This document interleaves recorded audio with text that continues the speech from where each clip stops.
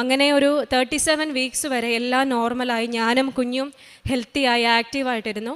37 വീക്സിൽ mid വൈഫിനെ കാണാൻ ചെന്നപ്പം മിഡ് വൈഫ് പറഞ്ഞു, ആര്യ നിൻ്റെ ഫണ്ടൽ ഹൈറ്റിൽ, അതായത് വയറിൻ്റെ അളവിൽ ഒരു ചെറിയ കുറവുണ്ട്, 34 ആഴ്ച നിനക്കുള്ള അതേ ആ ഒരു മെഷർമെൻറ്റ് ഇപ്പോഴും കാണിക്കുന്നുള്ളൂ, കുഞ്ഞിൻ്റെ ഗ്രോത്തിൽ ഒരു ചെറിയ സംശയം ഉണ്ടെന്ന് പറഞ്ഞു.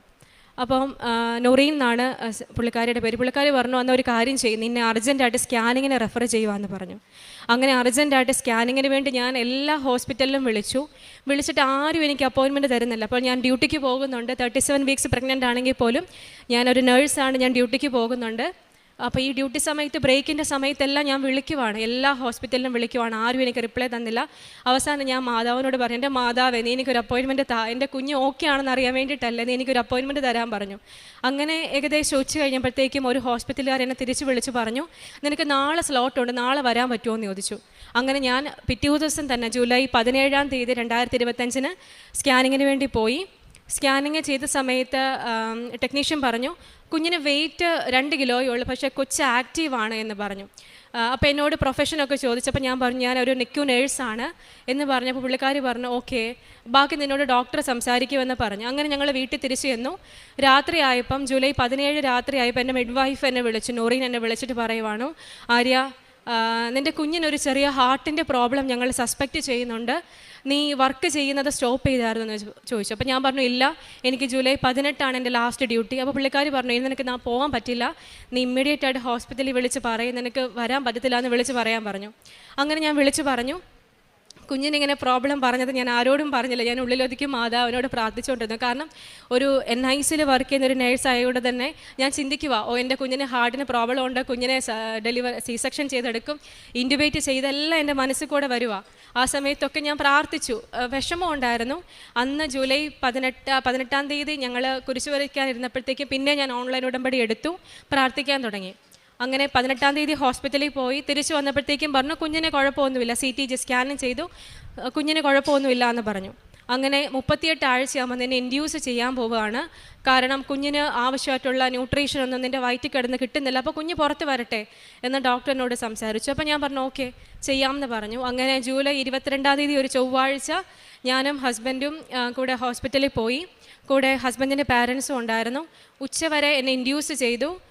പ്രോഗ്രഷൻ ഒന്നും ഇല്ലാത്തതുകൊണ്ട് ഞാൻ പറഞ്ഞു, എന്നാൽ പപ്പായും മമ്മീനെ വീട്ടിലേക്ക് വിട്ടേര്, കാരണം അവർ ഇരുന്ന് മുഷിയുവാണ്, നമ്മുടെ ഇവിടുത്തെ പോലെ കൂടെ ഒന്നും ഇരുത്തത്തില്ല, റൂമിൽ ഞാൻ ഹസ്ബൻഡിനെ മാത്രമേ ഉള്ളൂ. അങ്ങനെ ഞങ്ങളൊരു ടാക്സി വിളിച്ച് അവരെ തിരിച്ച് വീട്ടിലേക്ക് വിട്ടു.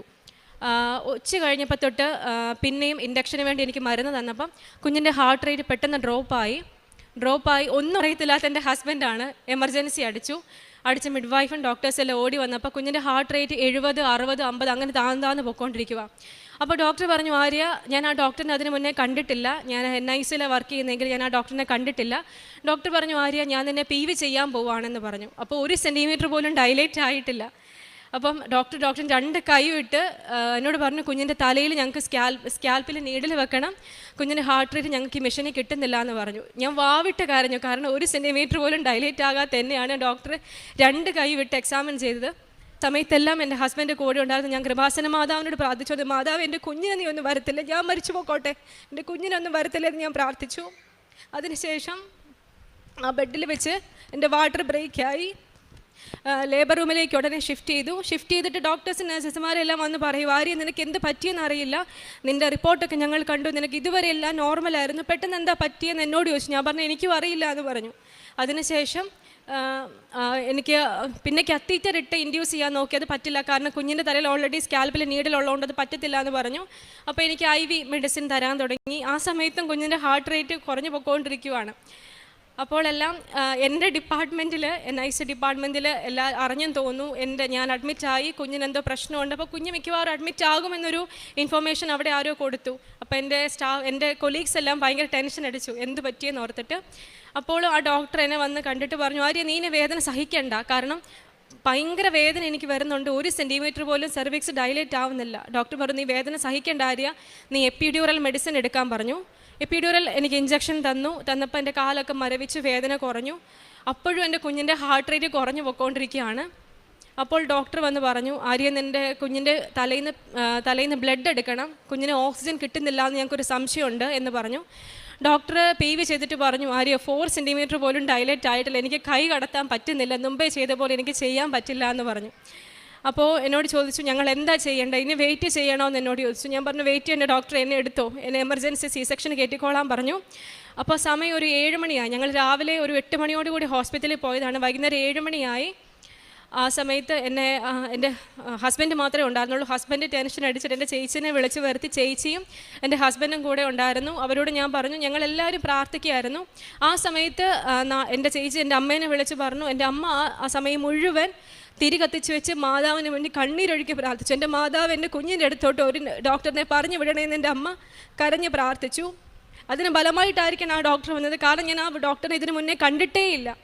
ഞാൻ സെയിം ഞാൻ വർക്ക് ചെയ്യുന്നത് വെല്ലിംഗ്ടൺ ഹോസ്പിറ്റലിലാണ്. ആ വെല്ലിംഗ്ടൺ ഹോസ്പിറ്റലിലാണ് എന്നെ ഡെലിവറിക്ക് കൊണ്ടുപോയതും. ആ ഹോസ്പിറ്റലിൻ്റെ NIC ഡിപ്പാർട്ട്മെൻറ്റിലാണ് ഞാൻ വർക്ക് ചെയ്യുന്നത്. അപ്പോൾ ഞങ്ങൾക്ക് ഡോക്ടേഴ്സിന് ഇടയ്ക്കിടയ്ക്കൊക്കെ കാണാൻ പറ്റും. പക്ഷേ അതാണ് ഞാൻ പറഞ്ഞത്, ഡോക്ടറെ ഞാൻ കണ്ടിട്ടില്ല എന്ന്. അങ്ങനെ C-സെക്ഷന് എന്നെ കൊണ്ടുപോയി. എൻ്റെ മിഡ് വൈഫ്, എന്നെ നോക്കിക്കൊണ്ടിരുന്ന മിഡ് വൈഫ് നൊറീൻ എന്നാണ് പേര്. നൊറീൻ ഓടി വന്നു, പറഞ്ഞു ആര്യ ഞാൻ രാവിലെ മുതൽ നിൻ്റെ ഡെലിവറിക്ക് വേണ്ടി വെയിറ്റ് ചെയ്യുവാണ്, എനിക്ക് അത്രയ്ക്ക് കോൺഫിഡൻ്റ് ആയിരുന്നു നീ ഡെലിവറിയെ ചെയ്യുള്ളൂ എന്ന്, പക്ഷേ ഇപ്പോൾ എന്നാ പറ്റിയെന്ന് എനിക്കറിയില്ല എന്ന് പറഞ്ഞു. പുള്ളിക്കാരി ആകെ വിഷമിച്ച് എൻ്റെ കൂടെ നിൽക്കുകയാണ്. പിന്നെ ഞാൻ വർക്ക് ചെയ്യുന്ന ഡിപ്പാർട്ട്മെൻറ്റിലെ പീഡിയാട്രിക് ഡോക്ടർ അഡിയൽ എന്ന് പറഞ്ഞൊരു ഡോക്ടർ വന്നിട്ട് പറഞ്ഞു, ആര്യ നീ ടെൻഷൻ അടിക്കുന്നത്, എൻ്റെ കുഞ്ഞിനൊന്നും സംഭവിക്കില്ല. അപ്പം ഞാൻ പറയുന്നുണ്ട് എൻ്റെ കുഞ്ഞിനെ അങ്ങോട്ട് കൊണ്ടുപോകല്ലേ, എൻ്റെ കൂടെ തന്നെ ഇരുത്തണേ, എനിക്കറിയാം NIC കൊണ്ടുപോയി അവർ ക്യാനലിടും, ഇനി ഹാർട്ടിന് പ്രോബ്ലം ഉണ്ടെങ്കിൽ അവർ വായിക്കൂടെ ട്യൂബ് ഇടും എന്നൊക്കെ എനിക്ക് മനസ്സിലായി. അപ്പോൾ ഞാനതൊക്കെ ഇങ്ങനെ ചിന്തിച്ചുകൊണ്ടിരിക്കുകയായിരുന്നു. സർജറി ചെയ്തു, കുഞ്ഞിനെ പുറത്തെടുത്ത്. കുഞ്ഞിൻ്റെ കരച്ചിൽ കേട്ടപ്പോഴത്തേക്കും ഞാനും ഹസ്ബൻഡും കൂടെ നിലവിളിച്ച് കരഞ്ഞു. ഈശോയെ, ഞങ്ങളുടെ കുഞ്ഞ് കരഞ്ഞല്ലോ, എൻ്റെ മാതാവേ കുഞ്ഞിനെ ഒരു കുഴപ്പമില്ല എന്ന് പറഞ്ഞു. അടയിൽ കുഞ്ഞിനെ എടുത്ത് എൻ്റെ ദേഹത്ത് വെച്ചിട്ട് പറഞ്ഞു, ആര്യ കുഞ്ഞിനെ ഞങ്ങൾ നോക്കട്ടെ, ഒബ്സർവ് ചെയ്യട്ടെ എന്ന് പറഞ്ഞു. അങ്ങനെ കുഞ്ഞിനെ ഒബ്സർവേഷൻ ടേബിളിൽ കൊണ്ടുപോയി കുഞ്ഞിനെ നോക്കിയിട്ട് പറഞ്ഞു, നിൻ്റെ കുഞ്ഞിന് യാതൊരു കുഴപ്പമില്ല, നീ വിചാരിക്കുന്ന പോലെ ഒരു കുഴപ്പം ആ കുഞ്ഞിനില്ല, ഇത്രയും ഹാർട്ട് റേറ്റ് കുറഞ്ഞു പോയ കുഞ്ഞിനെ ആക്റ്റീവായി കരയുന്നു, അബ്ഗാർ സ്കോർ 9 ആണ് കുഞ്ഞിന്, നീ വിഷമിക്കേണ്ടെന്ന് പറഞ്ഞു. അങ്ങനെ ഡോക്ടർ പറഞ്ഞു നിൻ്റെ പ്ലാസൻ്റ ഞങ്ങളൊരു സ്റ്റഡിക്ക് അയച്ചോട്ടെ, കാരണം എന്തോ ഒരു പ്രോബ്ലം കാണിക്കുന്നുണ്ടെന്ന് പറഞ്ഞു. അങ്ങനെ പ്ലാസൻ്റ സ്റ്റഡിക്ക് അയച്ചു. 4 ആഴ്ചയ്ക്ക് ശേഷമാണ് റിപ്പോർട്ട് വന്നത്. റിപ്പോർട്ടിനകത്ത് എൻ്റെ പ്ലാസൻ്റയ്ക്ക് ഒരു കുഞ്ഞിനെ താങ്ങാനുള്ള കപ്പാസിറ്റി ഇല്ലായിരുന്നു. പിന്നെ ഒത്തിരി കോംപ്ലിക്കേഷൻസ് ഉണ്ടായിരുന്നു. അതായത് എൻ്റെ ബ്ലഡിൽ നിന്ന് കുറച്ച് ബ്ലഡിലെ കമ്പോണൻസ് കുഞ്ഞിലേക്ക് പോകുന്ന ന്യൂട്രീഷനെയൊക്കെ തടഞ്ഞു വെച്ചിരിക്കുമായിരുന്നു. അങ്ങനെ എൻ്റെ കുഞ്ഞ് 34 ആഴ്ച മുതൽ 37 ആഴ്ച, അതായത് 3 ആഴ്ച കുഞ്ഞ് പട്ടിണിയായിരുന്നു വയറ്റിൽ. എന്നിട്ട് മിഡ് വൈഫ് റിസൾട്ടൊക്കെ കണ്ടു കഴിഞ്ഞപ്പോൾ എന്നെ വിളിച്ചിട്ട് പറഞ്ഞു, ആര്യ അവൾ എങ്ങനെ സർവൈവ് ചെയ്തു എന്ന് അറിയത്തില്ല, കാരണം ഷീസ് എ മിറക്കിൾ ബേബി, ഇതെങ്ങനെ നീ സാധിച്ചെടുത്തു? ഞാൻ പറഞ്ഞു എനിക്കറിയില്ല, എല്ലാം എൻ്റെ മാതാവ് തന്നത് മാത്രമാണെന്ന് പറഞ്ഞു. അതിനുശേഷം കുഞ്ഞുണ്ടായി, ഓക്കെ ആയിരുന്നു. കുഞ്ഞിന് കാലിന് ഒരു ചെറിയ വളവുണ്ടെന്ന് പറഞ്ഞു. അപ്പോഴും ഞാൻ എൻ്റെ മാതാവിൻ്റെ കൃപാസനം, മാതാവിൻ്റെ ഉടമ്പടി തൈലവും കാശുരൂപം എല്ലാം വെച്ച് പ്രാർത്ഥിച്ചു. ഓരോ തവണ ഞാൻ അമ്മയോടാണ് എനിക്ക് എന്തെങ്കിലും വിഷമം ഉണ്ടെങ്കിൽ പറയുന്നത്. അപ്പം അമ്മ പറയും, നീ പേടിക്കേണ്ട, മാതാവ് ഇത്രയൊക്കെ നിനക്ക് ചെയ്തില്ല, നീ എന്തിനാ ടെൻഷൻ അടിക്കേണ്ട, ഒരു കുഴപ്പം ഉണ്ടാവില്ല, നീ ആ തൈലം വെച്ച് പ്രാർത്ഥിക്കുക. അങ്ങനെ കുഞ്ഞിൻ്റെ കാലിലും എല്ലാം ഞാൻ തൈലം വെച്ച് പ്രാർത്ഥിച്ചു. പിന്നെ അവർ പറഞ്ഞു കുഞ്ഞിൻ്റെ കണ്ണിന് ഒരു ചെറിയ വിഷൻ പ്രോബ്ലം ഞങ്ങൾ സസ്പെക്റ്റ് ചെയ്യുന്നുണ്ടെന്ന് പറഞ്ഞു. അങ്ങനെ അപ്പോഴും ഞാൻ ഉടമ്പടി തൈലം വെച്ച് പ്രാർത്ഥിച്ചു. ഓരോ അപ്പോയിൻമെൻറ്റിന് പോയിട്ട് തിരിച്ചു വരുമ്പോഴും കുഞ്ഞ് നോർമലാണ്. അങ്ങനെ എൻ്റെ കുഞ്ഞിന് ഇപ്പം 5 മാസമായി. ഹെലേന എന്നാണ് പേര്. അവൾ ആക്റ്റീവായിട്ടിരിക്കുന്നു. പരിശുദ്ധ അമ്മയ്ക്ക് ഒരുപാട് നന്ദി. പിന്നെ പ്രേക്ഷിത